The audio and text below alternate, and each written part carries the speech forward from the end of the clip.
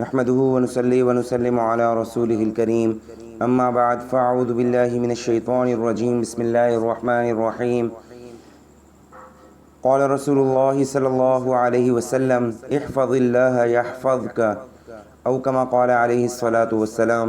میرے محترم دوستوں اور بھائیوں اور بزرگوں، آج کی حدیث نمبر 3 کا موضوع ہے حقیقی محافظ کون۔ رسول اللہ صلی اللہ علیہ وسلم نے فرمایا، جو حدیث میں نے ابھی آپ کے سامنے تلاوت کی، اس کا ترجمہ یہ ہے، تو اللہ کی حفاظت کر، اللہ تیری حفاظت فرمائے گا۔ اللہ تعالیٰ تو ساری کائنات کا محافظ اور نگران ہے، اسے کسی کی حفاظت کی ضرورت ہی نہیں ہے۔ اس حدیث میں اللہ کی حفاظت کا مطلب اللہ کے احکام اور اس کی نازل کردہ شریعت کی حفاظت اور اس پر عمل کا اہتمام ہے۔ جیسے قرآن مجید میں اللہ تعالیٰ نے فرمایا، ان تنصروا اللہ ینصرکم ویثبت اقدامکم، اگر تم اللہ کی مدد کرو گے تو اللہ تمہاری مدد کرے گا۔ یہاں بھی اللہ تعالیٰ کی مدد سے مراد اللہ کے دین کی مدد ہے۔ جو اللہ کے دین کی مدد اور اس پر عمل کرے گا، اللہ اس کی مدد فرمائے گا۔ یہی مفہوم حدیث کے الفاظ کا بھی ہے، جیسا کہ اس حدیث کے بقیہ الفاظ سے بھی واضح ہے۔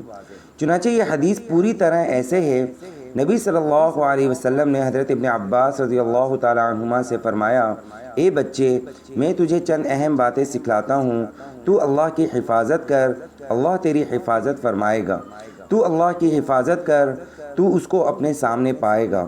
جب تو کوئی سوال کرے تو اللہ سے سوال کر، جب تو مدد مانگے تو اللہ سے مدد مانگ، اور یہ بات بھی جان لے کہ اگر سارے لوگ تجھے کچھ نفع پہنچانے کے لیے جمع ہو جائیں تو وہ تجھے نفع نہیں پہنچا سکیں گے سوائے اس نفع کے جو اللہ نے تیرے مقدر میں لکھ دیا ہے، اور اگر وہ تجھے کوئی نقصان پہنچانے کے لیے جمع ہو جائیں تو وہ تجھے نقصان نہیں پہنچا سکیں گے سوائے اس نقصان کے جو اللہ نے تیرے لیے لکھ دیا ہے۔